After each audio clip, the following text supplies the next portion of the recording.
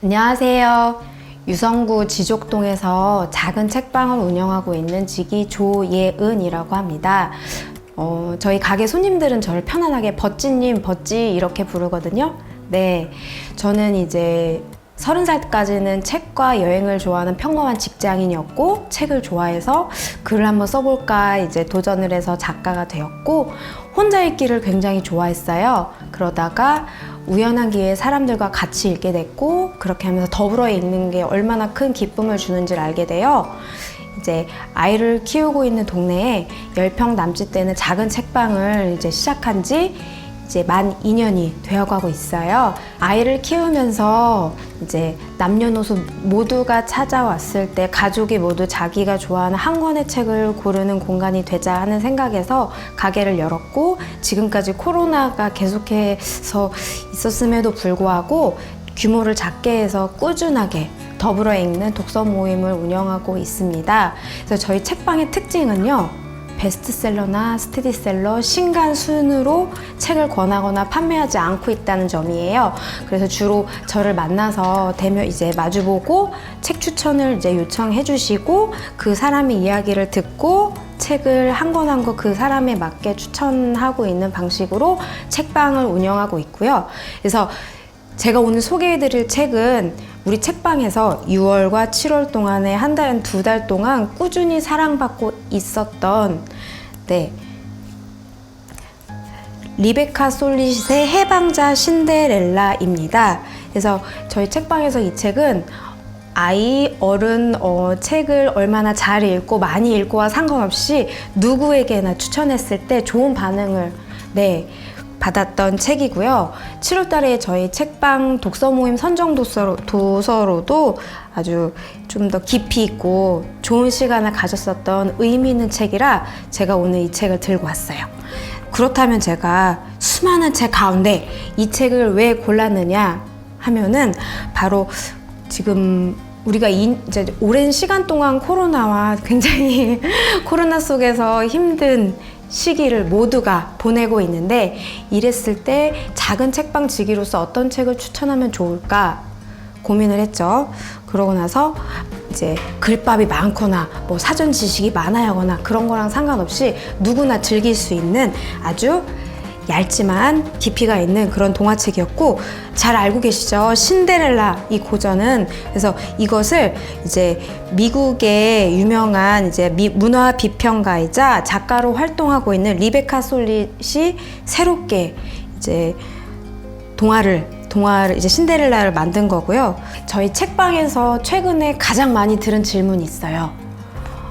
요새는 막 너무 많은 글을 못 읽겠고 머리도 아프고 기분 전환도 하고 싶고 집에서 아이랑 함께 있는 시간이 많은데 같이 읽을 만한 책 좀 추천해 주세요 라는 질문을 많이 받고 있는데, 그때 소개해드린 책이에요. 그래서 리베카 솔릿이 새롭게 자기가 생각했을 때 21세기를 살아가는 독자들에게 입맛에 맞는 신데렐라 이야기로 바꿨으면 해서 아쉬웠던 부분을 수정했던 그런 동화책이고요. 색감이 굉장히 예쁘죠.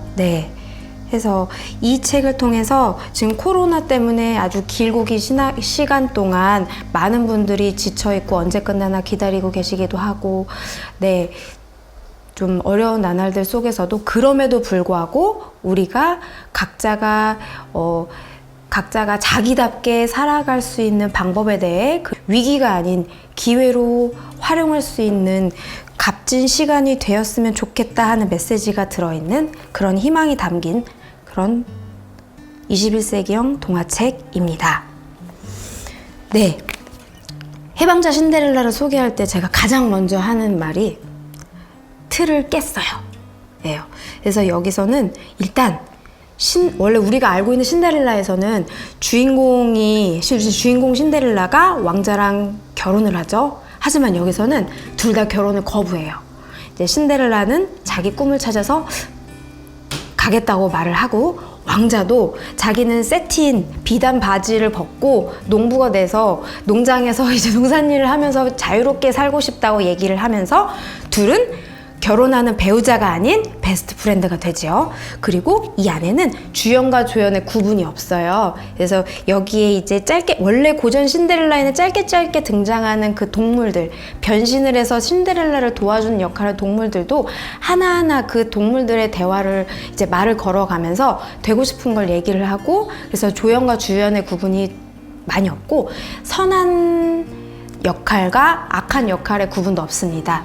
이제 새어머니라 새언니라는 등장인물들에게 원래 우리가 생각했을 때는 신데렐라를 괴롭히고 돈을 밝히고 명예를 이제 쫓는 그런 인물로 나오는데, 여기 안에서는 새엄마와 새언니 모두가 각자가 좋아하는 꿈을 향해서 이제 다시 마음을 고쳐먹고 새롭게 변신을 해요. 그래서 결국에는 신데렐라와 새언니가 화해하는 장면까지 나와요. 그래서 굉장히 주연과 조연의 구분도 없고, 결혼뿐만 아니라 미래에는 다양한 열린 가능성이 있으며, 인생에는 모두가 다 주연이라는 그러한 이제 굵직한 줄거리를 가지고 있는 동화입니다. 네, 그래서 제가 이 책을 소개할 때 가장 먼저 이제 눈에 띄는 건 그림이에요. 그림책인데 그림책으로 보이지 않죠? 왜냐면은 이제 커버 색깔은 굉장히 예쁜 색인데, 정작 이제 그림 하나하나를 봤을 때는 뭐 선이라든지 눈, 코, 입, 얼굴이라든지 표정이라든지 색이 나타나 있지 않아요. 그래서 저희 책방에서 이 책을 사가신 한 손님이 집에서 이 책을 아이랑 읽었는데 아이의 반응이, 엄마, 이 책에는 왜 그림이 없어? 라고 했대요. 그만큼 이제 평소에 유재 시중에 나오는 그림책들의 화려한 그림 색감에 익숙해진 아이들에게 이렇게 무채색의 예쁜 얼굴이나 화려한 드레스나 이런 공주 이미지가 있지 않은 신데렐라의 책을 봤을 때 이걸 그림이라고 인식을 하지 않았던 거죠. 그래서 굉장히 어떻게 보면은 그림책, 동화책 치고는 굉장히 좀 수수한 그림이죠. 그래서 일부러 이건 영국의 그 동화 작가 아서 레컴의 그 사파를 리베카 솔릿이 마음에 들어서 이 책을 이렇게 같이 엮게 되었던 거고요. 이제 그림에 이제 자세하게 이 표지 그림이 나와 있는 사파를 보여드릴게요. 네, 이렇게 보시면 눈, 코, 입의 표정이라든지 이 인물이 외모가 출중하고 좀 떨어진다거나, 누가 화려하고 좋은 옷을 입고 어떤 사람이 무슨 옷을 입었고 그런 것들이 나타나 있지 않아요. 그렇기 때문에 리베카 솔릿에 의하면 다양한, 우리가 생각했을 때 고전 신데렐라를 떠올렸을 때 가장 먼저 이제 이미지로 떠오르는 게 디즈니 신데렐라죠.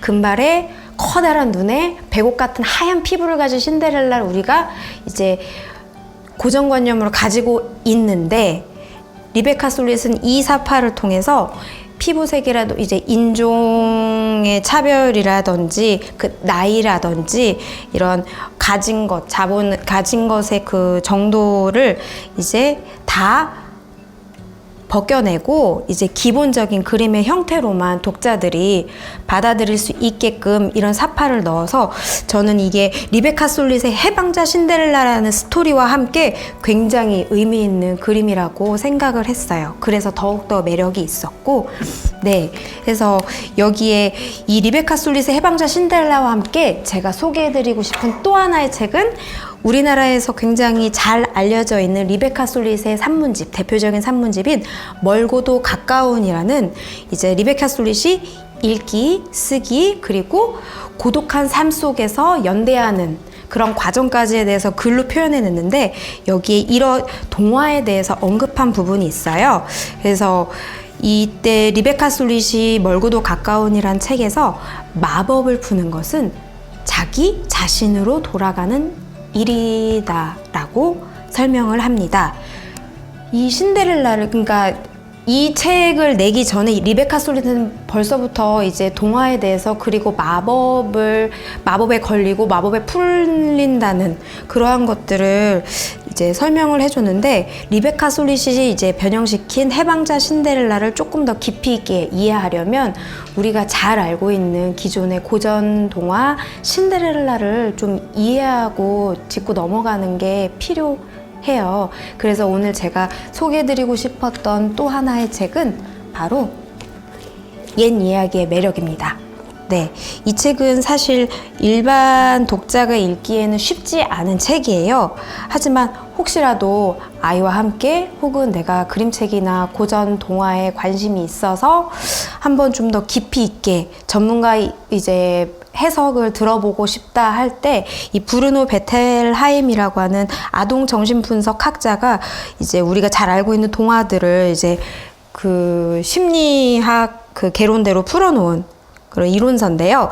이 책 안에 신데렐라 파트가 굉장히 두껍게 나와 있어요. 그래서 옛 이야기의 매력이 1권과 2권 총 2권의 책으로 나뉘어져 있고 2번 책에 신데렐라에 대해서 나오는데 우리가 오늘 이제 간단하게 제가 이 부분에서 소개를 해드리자면 첫 번째는 신데렐라 이야기의 그 기본은 형제 간의 경쟁 심리를 묘사한 거라고 해요. 우리가 봤을 때 아이가 둘, 셋 있는 집 안에서 아이끼리 이제 첫째, 둘째끼리 이제 싸우기도 하고 서로 사이좋게 놀기도 하고 그렇게 하면서 서로가 서로에게 그 자리에서 이제 형제가 갖고 있는 것 때문에 결핍을 느끼기도 하고 부모와 그 형제 사이에서 좌절을 느끼기도 하고 그러한 사소한 갈등 사이에서 마음에 이제 심적 고통을 느끼는데 이게 생각보다 아이들이 말로 표현하지 못해서 그렇지 굉장히 그러니까 아이들이 받아들이는 건 크다고 해요. 그 고통은. 그래서 그 심리를 잘 반영했기 때문에 신데렐라가 지금 굉장히 오랜 기간 동안 다양한 버전으로 다양한 나라에서 이제 나왔었고 이야기가 됐던 샤를페로의 신데렐라고 이 샤를페로의 신데렐라를 디즈니에서 그걸 모티브로 해서 영화화 한 거고요. 거기서 이제 형제 간의 그 경쟁 심리가 형제지간에서 자기가 고통받고 있고 핍박받고 있고 자기 혼자 가지지 못한 그 결핍을 느끼고 있는 신데렐라라고 이제 생각하게끔 그걸 무의식에 잘 깔고 있는 이제 그걸 잘 스토리 안에 잘 담고 있는 거고 그래서 이 표면적인 스토리 안에 잘 이제 정신분석학자가 무의식에 있는 우리의 그 마음의 정도라든지 상태를 이제 잘 이제 풀어서 낸 거고요. 그래서 우리가 신데렐라라는 단어에 있어서는 우리가 먼지투성이 재투성이 소녀라고 하잖아요. 그럼 왜 과연 수많은 이름 가운데 왜 신데렐라를 했을까? 그것도 이 옛 이야기의 매력이라는 책에서 소개를 하고 이제 설명을 하고 있어요. 이제 먼지 재투성이 할 때 그 재가 집안에서 어디에 나올까요? 바로 부엌, 아궁이입니다. 이 부엌과 아궁이가 이제 상징하는 건 바로 엄마의 품이에요. 이제 지금이야 이 가정의 이 집이 어딜 가나 다 따뜻하지만 옛날에 이 신데렐라라는 동화가 책으로 나오기 전에 구전 동화로서 이제 알려지기 시작했을 때는 이제 부엌 아궁이만큼 따뜻한 곳이 없었죠. 그래서 그 부엌 제가 가장 많이 나오는 부엌이랑 아궁이가 바로 엄마의 품을 상징하고요. 이 신데렐라, 먼지투성이의 소녀라는 건 바로 이 엄마의 품, 엄마가 상징하는 그 따뜻하고 온화한 걸, 이 온화함으로부터의 집착을 말한다고 해요. 계속 엄마 품에 있고자 하는 거죠. 그래서 그 신데렐라가 엄마 품에 계속 있고자 자라고 계속 자라도 엄마 품에 있고자 하는 그 마음을 겪다가 결국에는 엄마 품을 벗어나서 외부에 있는 왕자라든지 마법을 부리는 데모라든지 이제 다양한 사람들을 만나서 결국에는 자기답게 살아가는 해피엔딩으로 집을 벗어나는 그러한 스토리를 갖고 있어요. 그래서 그 바탕에 옛 이야기의 매력을 통해 이 해방자 신데렐라의 기본 모티브는 이 신데렐라 동화가 아이들의 그 형제지간의 그 경쟁 관계에서 나오는 그 결핍과 고통이라는 점과 이 이름의 어원이 바로 엄마로부터 벗어나고 싶지 않고 계속해서 곁에 있고 싶어하는 엄마에 대한 집착에서 비롯되었다는 걸 조금 알고 나면 왜 이 신데렐라라는 동화가 지금까지 이렇게 다양한 버전으로 출시가 되고 있는지 아이들한테 읽혀 가면서 이 동화가 아이들이 읽었을 때 자기도 모르게 마음 안에 있던 그러한 상처가 이야기를 통해 해소된다는 거죠. 그런 것들을 조금 더 잘 이해할 수 있죠. 그렇다면 리베카 솔릿은 고전 동화가 왜 아쉬워서 이런 새로운 21세기 버전의 신데렐라를 만들었을까요? 그래서 고전 신데렐라에서는 주인공이 결국에는 성공하는 그 단계가 바로 왕자와의 결혼이죠. 근데 그게 사실 아무리 꾸준히 읽히는 동화고 사랑받고 있다고 할지라도 21세기에 지금 이렇게 많은 변화가 있는 이 시대적 분위기 안에서는 불편한 건 사실이잖아요. 이제는 결혼이 의무가 아닌 하나의 다양한 삶 속에서 선택이 됐고, 그 선택을 많은 분들이 이제 존중하고 있는 그런 이제 사회인데, 이 결혼에 대해서 그래서 이제 성공이란 무엇이고 그 성공 안에 꼭 결혼만이 답일까 하는 거에 의문을 가진 이제 저자가 이제 신데렐라와 왕자의 결혼을 이제 바꿔놔서 각자가 서로 자기의 꿈을 쫓아서, 신데렐라는 자기가 쿠키 굽는 걸 굉장히 좋아했어요. 이제 새어머니랑 이제 새언니가 넌 밖에 나가 시장에서 뭘 사와야 돼, 뭐 이렇게 하고 있어 라고 시키면 그 길거리에 나가가지고 사람들과 같이 춤을 추기도 하고 이제 빵 굽는 걸 배우기도 하면서 자기가 몰랐던 자기만의 새로운 재능을 발견해서 결국에는 저는 왕자랑 결혼하는 것 대신에 저희가 좋아하는 쿠키 가게를 차리겠어요 하면서 이제 새롭게 창업을 하고요. 왕자는 결혼 말고 제가 가장 하고 싶었던 건 궁 밖의 생활입니다 라고 해서 이 비단 바지를 벗고 편안한 옷으로 갈아입고 저는 농산일을 배우고 싶어요 라고 하면서 이제 왕자도 각자의 이제 자기 삶을 쫓아서 가고, 그 신데렐라가 그 파티에 참가했던 그날 밤 신데렐라를 도왔던 다양한 동물들이 있어요. 도마뱀이나 생쥐. 이제 그들은 사람이 됐잖아요, 변신을 해서. 그래서 데모가 물어봐요. 그럼 너희들은 그대로 사람으로 남고 싶니? 원래 같았으면 동물들이 어떻게 됐든 어떻게 뭘 하든 상관이 없었겠죠, 원래 이야기대로라면. 하지만 거기서 데모와 신데렐라는 그 조연급인 동물들의 이야기를 하나하나 들어주고 귀담아 들어주고 그대로 그들의 선택을 존중해주죠. 어떤 생쥐는 지금 집에 아기 쥐들이 많기 때문에 저는 사람보다는 계속해서 쥐로 살겠습니다 해서 다시 쥐로 돌아가고, 저는 이제 이제 가정으로 돌아가도 돌봐줄 자식이 없기 때문에 그대로 사람으로 살면서 새로운 삶을 살고 싶어요 라고 말해서 사람으로 살게 해줘요. 그렇게 해서 다양한 사람들의 이야기에 귀 기울여주는 그 이야기 스토리가 굉장히 저는 마음에 들었고요. 그리고 무엇보다도 나를 괴롭혔던, 주인공 신데렐라를 괴롭혔던 새 어머니와 이제 새 언니, 그들도 이제 읽는 사람으로서는 어떻게 천벌을 받았으면 좋겠어 라고 마음 한켠에 당연하게 우리가 이야기의 흐름상 그렇게 생각하기 마련인데요.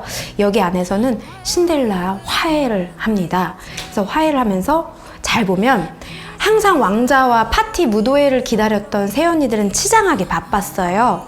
근데 그 치장하는 것에 대한 즐거움이 남자와 결혼하기 위해서 했다면 과거에는, 지금은 그 자체가 자기가 좋아하는 그 행위라는 걸 알고 새언니 한 사람은 미용사가 되고 한 사람은 옷을 만드는 재단사가 돼요. 그래서 그 자기가 과거 했던 걸 통해 자기가 진짜 좋아하는 꿈을 이루게 되죠. 그래서 그 안에, 스토리 안에 이제 조연과 주연의 구분이 없고 악역과 선한 역할의 구분도 없으며 결혼 말고도 다양한 인생의 선택이 있음을 이야기는 알려주고 있죠. 네, 그렇다면 그렇기 때문에 이 해방자 신데렐라와 고전 신데렐라가 다른 점은 바로 기회가 왔을 때 그 기회를 그대로 받아들이는 게 아니라 그 기회 속 안에서도 내가 진짜 원하는 게 무엇인지를 잘 파악해서 자기 스스로 선택을 했다는 데 있어요. 거기에서 고전 신데렐라와 해방자 신데렐라의 차이가 있는데요. 그렇다면 이 먼지투성이의 그리고 굳은 일만 도맡아 하는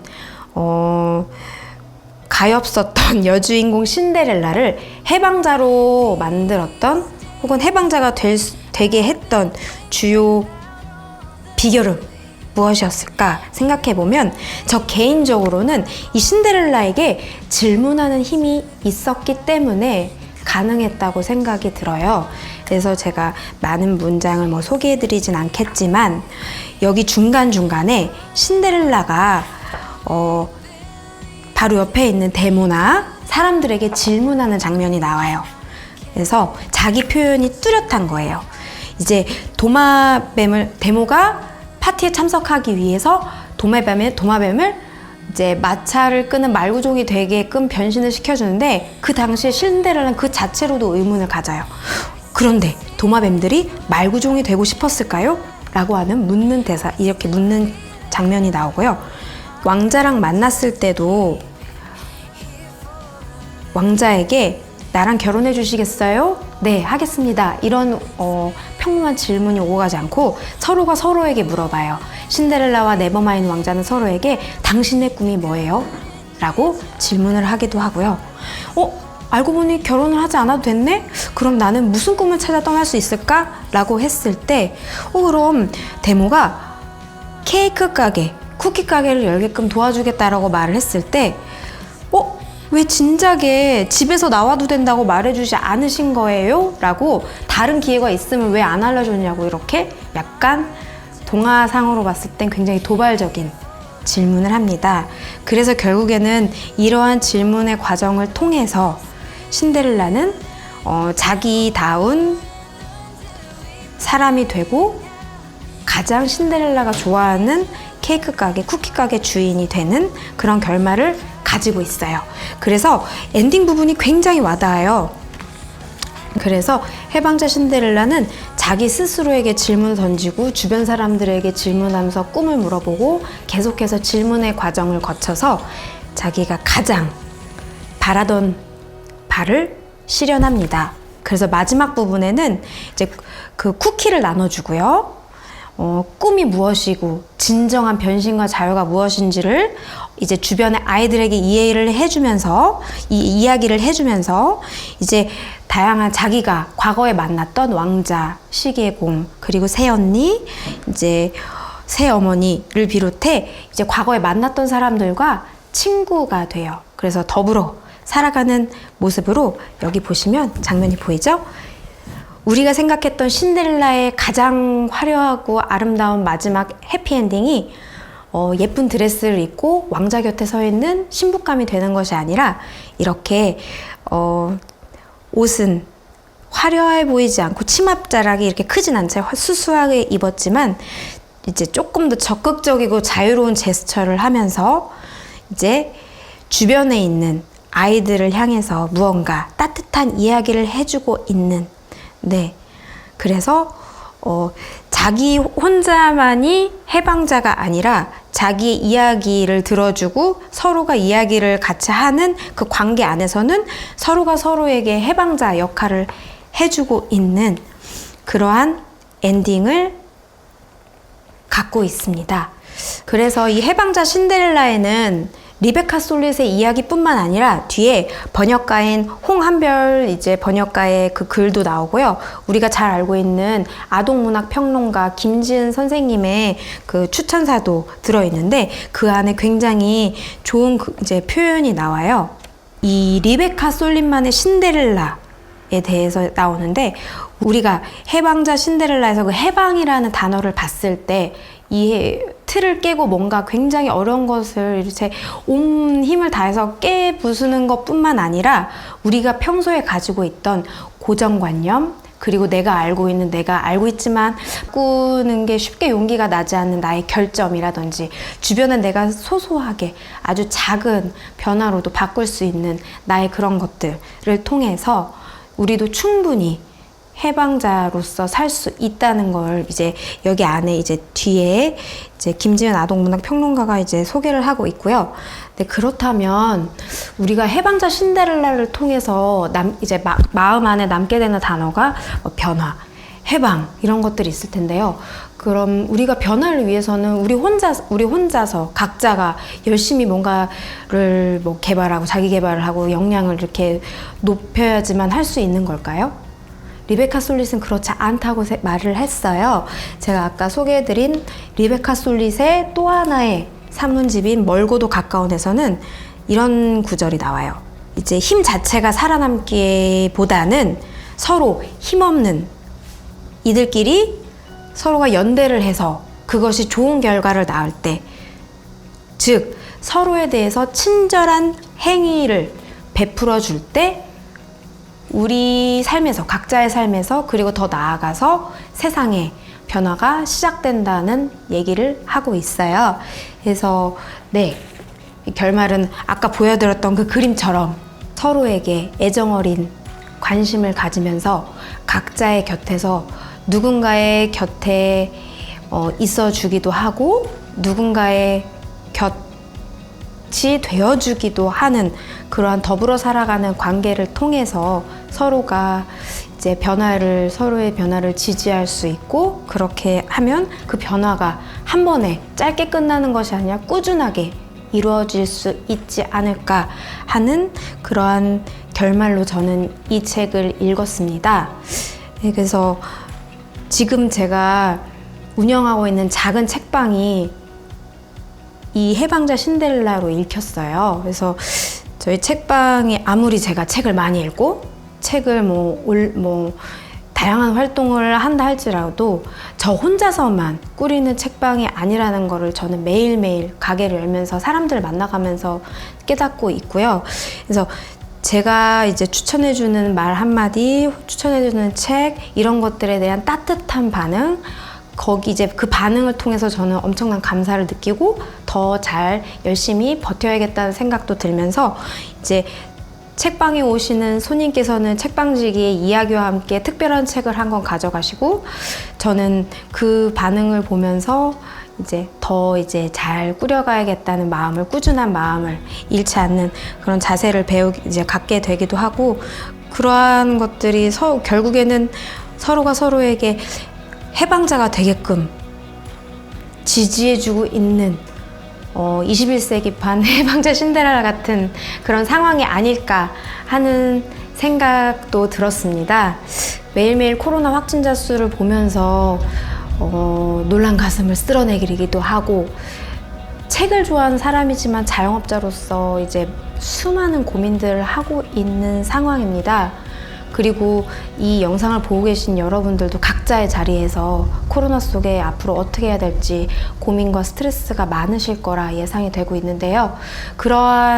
이런 위기의 상황을, 이런 해방자 신데렐라 같은 사이다 역할을 하는 동화책 한 권을 통해서 이제 그럼에도 불구하고 우리가 그 다음을 그리면서 각자가 자기다운 삶을 꿈꿀 수 있는 그런 희망의 씨앗으로 삼을 수 있었으면 하는 바람이고요. 그러면서 전 마지막으로 이 책을 소개하는 그 부분에서 여러분께 질문 한 가지를 드리고 싶어요. 그렇다면 여러분에게 있어서 이 코로나, 이 기간은 위기가 아닌 기회로 삼기 위해 여러분이, 그리고 저뿐만 아니라 모두가 각자가 각자 자리에서 성숙한 사람이 되기 위해, 보다 성숙한 사람이 되기 위해 필요한 건 과연 무엇일까요? 라는 질문을 남기고 이 자리를 마무리하고 싶습니다. 지금까지 이제 긴 시간 동안 버찌 책방 지기가 이제 풀어서 소개해드리는 해방자 신데렐라 이야기를 시청해주신 모든 책번님들께, 제가 이제 책방에서는 손님이라고 잘 안 하고 책번님이라고 이제 부르거든요. 한 명 한 명이 저 책 친구이기 때문에. 그래서 이 영상을 보신 모든 분들이 저에게 책 친구가 되셨을 거라고 생각을 하면서, 네, 이 영상을 시청해주신 책번님들께 감사의 말씀을 드리면서 해방자 신데렐라의 소개를 마무리하도록 하겠습니다. 감사합니다.